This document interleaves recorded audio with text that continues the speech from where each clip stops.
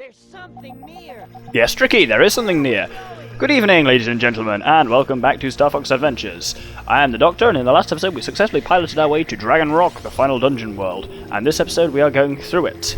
It's quite unlike the other ones, as in, if you look at the map in the bottom left, it's basically just a glorified circle, but at the moment, to say how open it is, there's not much we can actually do. Pretty much the only area we can access is this kind of industrial-looking complex to the, what is that, it's the north.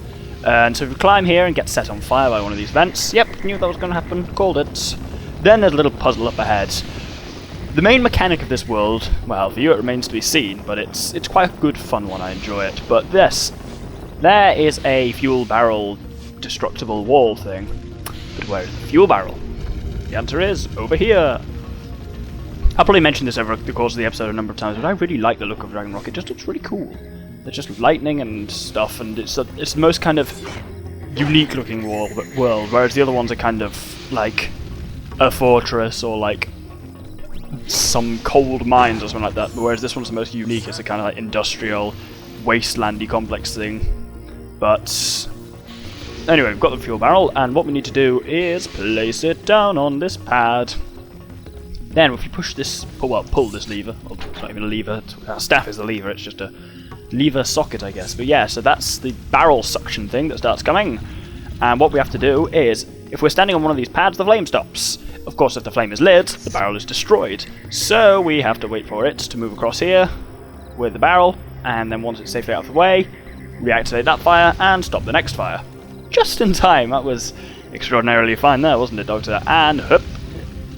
And then fun. It's a noise for me, it doesn't make that sound. It feels like it should make kind of fun sound. Oh, I hurt myself there. I've not been doing well at avoiding damage this episode. So much for I'm never going to die. Right, there's something cool below us, but I'm not going to show you that yet. You'll see that later. Aha! If we pull this switch... Pull? Why do I keep saying pull? Mr. Earthwalker is there, which is cool. Now you might be beginning to see what this dungeon world's thing is. But where actually was that Earthwalker? Oh, dear me, that's not the ladder. I believe that was the ladder. I'm going to try and not go out of the way to damage myself. He says, jumping off the ladder into a flamethrower. My god, I'm clever today, aren't I? Hello, Tricky. What are you doing there? That wasn't there. I think it was over there. Was it? Is it? Could it be? Should it be? Should it not be? Yeah, it's definitely down here. Oh god, we're being shot at by turrets.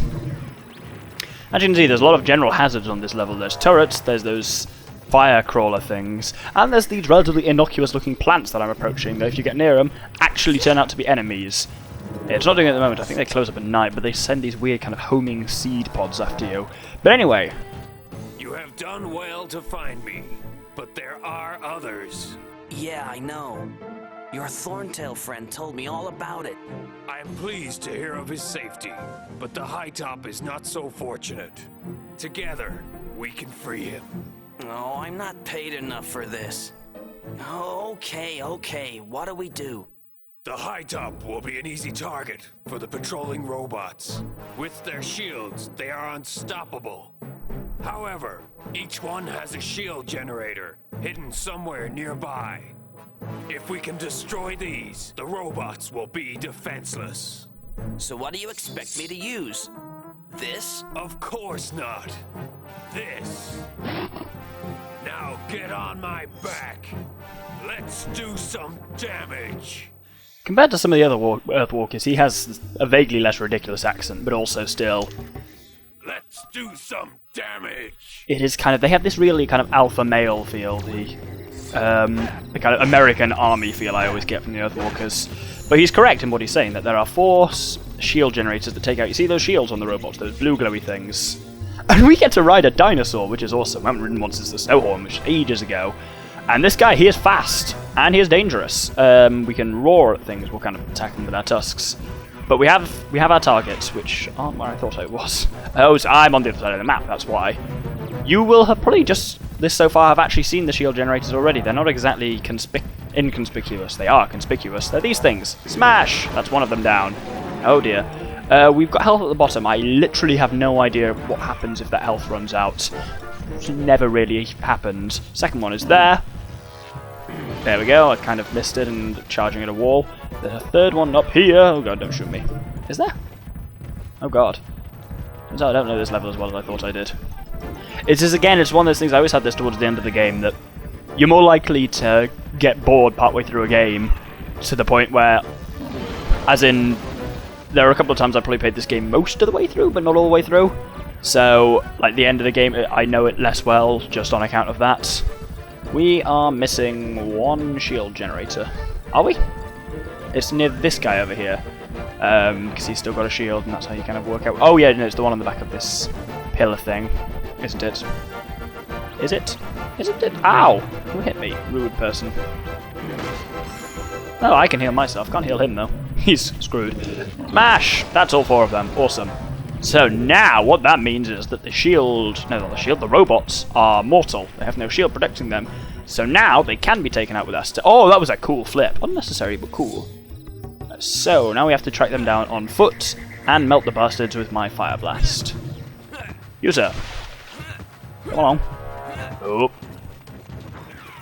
And there we go. Surprise, motherfucker! I haven't seen these turrets in ages. Weirdly enough, the only other place we saw one is Krazoa Palace, which really seems an odd place to find, like, gun turrets. Yeah, that's what I mean about those crazy things launching shit at you. Yeah, see weird homing seed pods things. Get away, get away, get away. Right then, let's get this guy. Okay, I fired a lot more shots than I needed to there, but still, that was fun. Third one's just up here beyond this fire crawler. Don't see me, fire crawler. Oh, he saw me. He saw me. He so saw me. You'll see throughout the course of this level, Dragon Rock especially, you find yourself using a lot of magic, so it's really useful to get the bonus upgrade at Cape Claw first. Because in just this section, we've used, as you can see by looking at the bar, we have used a lot. Aha, here's the final one. Oh god, seeds! Can't see what the shit I'm doing. There we go, we're fine. Hey! So that opens a thing. Where is that thing, you say? It is over here. No, I'm losing my voice, good lord. It's over here, at this main kind of complex where we just opened the Earthwalker's cage from. Because if you recall, about 6 minutes ago, we walked over a thing with spinning flames and I said, there's something interesting underneath there, but I'm not going to tell you what it is yet. But now I'm ready to tell you what it is. Well, not so much me, but the game is ready to tell you what it is. It is just through here, because this is the gate we just opened. Behold! A high top! Yeah! The only other high top in the game, is what I meant to say. There's only 2 of them in the whole game. There's this one and the one in Cape Claw. And they actually say that in the game, they say that they're a dying breed, which is kind of sad. But anyway, this one's he's pretty pimp. Did I just say pretty pimp? Good lord. Oh, he's not going to talk, fine. I've tried to break these ropes, but they're too strong. Maybe you can help. Why didn't he have a voice? Oh well. So what we have to do is, you see how they have sun pads next to them? You have to shoot the sun pads for all 4, but quickly. So as you see, if you wait a second, the one on the left. Okay, you've got longer than I thought. Come on. Change back. There we go. Then it changes back, so that's kind of time you've got to hit all of them. So this bit I kind of don't like, because of how annoying the aiming on the fire blast is. And you can't really, as someone who's watching it, you can't really get an idea of that. But oh, that went well. Huh. Okay, I'll go with that. Why didn't he just do that? Oh no, I suppose he could have moved at the start. Is he going to speak now, or have I actually broken him somehow? Hi Top, you have something you would like to say to me?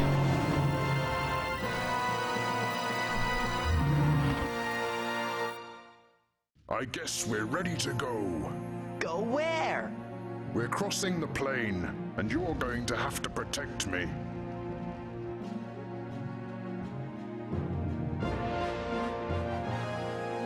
Are you ready? Let's go!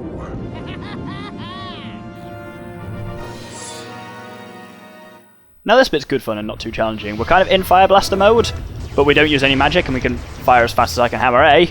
And we've basically just got unlimited shots, and what we have to do is protect the high top, whose health can see at the bottom, from these missile things that have been launched across the bottom. Across the screen from the top. What I was going to say is that in the bottom of the screen you can actually see where we are on the map and where we're going. We're going the very long way round to that kind of nook in the bottom right, and we just have to keep him protected until then. He's got a fair bit of health, like he can take a fair beating, and like he doesn't get hit that much as long as you're not stupid, but as you'll imagine, as you get further along the course, more and more missiles are unleashed in each wave, so it gets even harder to defend him. In other news, I should be airing this relatively soon after recording, But it's the time of E3 at the moment, and they just announced a new Star Fox game, which is kind of cool. As I may have said earlier, ironically, I'm not a massive fan of Star Fox games, but it's cool that they say they've been working on this one for like 6 years, and they haven't actually really released it yet, but people have demoed it and said it's pretty cool. So, on the Wii U, so that's awesome. Like, I'm glad that the Wii U is finally like getting stuff. Like, with the exception of Metroid and probably F-Zero. Oh, F-Zero. Other than those two, pretty much now every key franchise, like every one of Nintendo's like main franchise has a game either out or upcoming. Like, there's a Mario, there's a Zelda, there's a Kirby, there's a Yoshi. Got a bit of everything. There's a Smash Bros, the Mario Kart. So well done, Nintendo. You probably should have had this lineup ready closer to the launch of the Wii U, but what can you do? Now they're coming, as you can see, in really big waves. But still, nothing's actually hit the high top. But I think it's probably going to end up being next episode. But there's something very, very difficult upcoming. Those of you who played the game will know what I'm referring to. And see, I've had my thing for this game that I've said I want to try and beat the entire game without dying, and I reckon I can do that. But that oh god, that one went through the wall. That's not okay. That depends on whether you count failing the upcoming challenge as dying. Because you kind of reload and restart when you fail it. You don't really die. Like, it doesn't use a Bamfordad when you die, therefore I'm going to not class it as dying, because I probably will screw that up at least once, because I hate it. Because it involves hammering, mostly. It's a very similar thing to this kind of thing, but much harder. Oh my god, that's an extraordinarily large amount, to the point where my sound just went glitchy. Did I... did I just... Oh, one of them hit. That sucks. I think we've got more and more wave. Oh no, that was last wave. What I was looking for.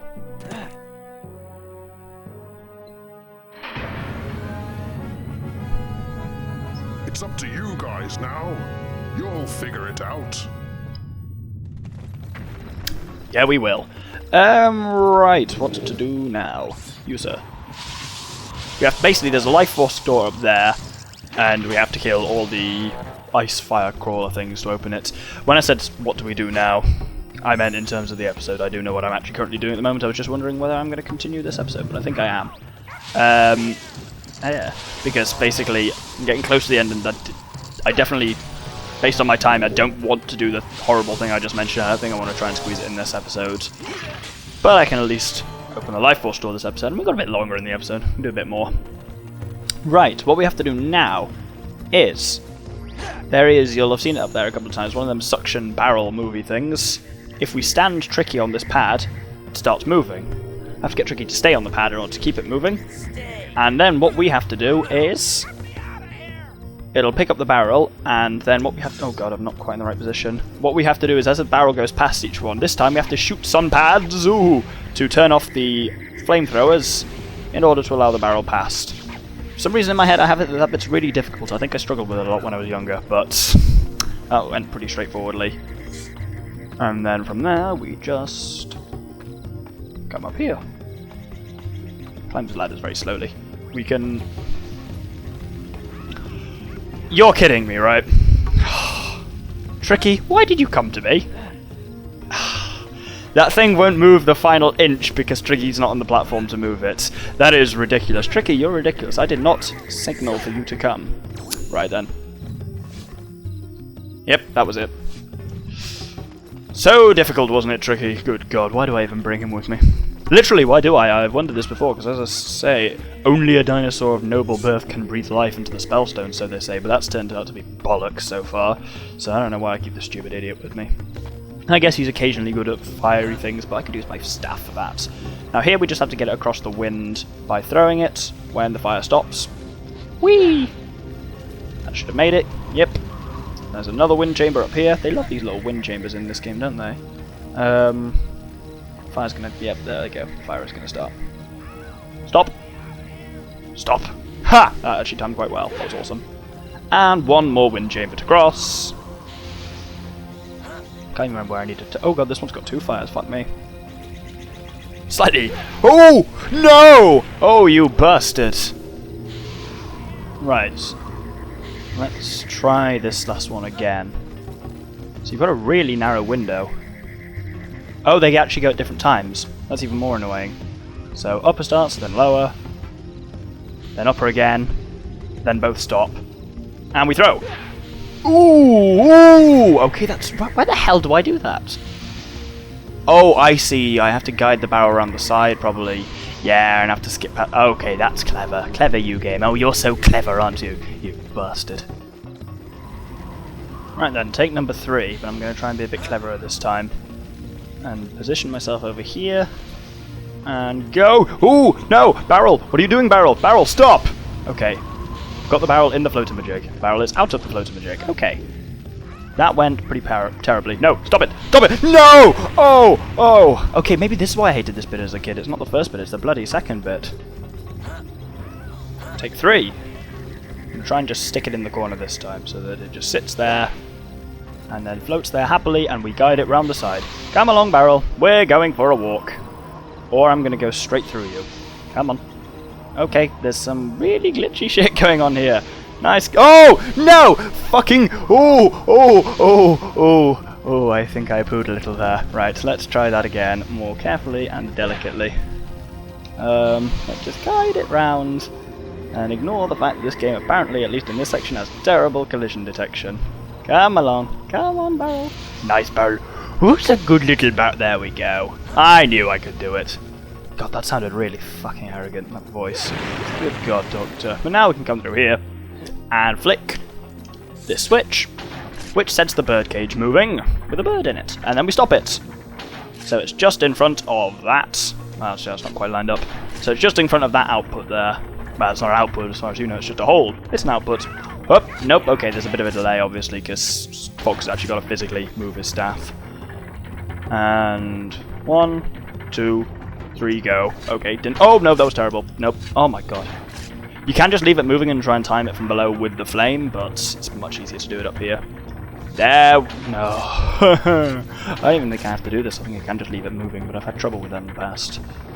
So, one more try and then I'll just leave it and do it next episode. Oi! Okay, that'll do.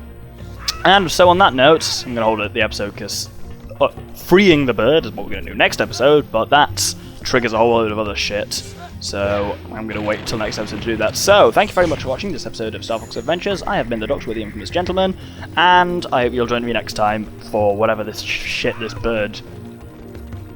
Words for whatever the shit's going to happen with this bird is what I meant to say. Thank you very much, and good day.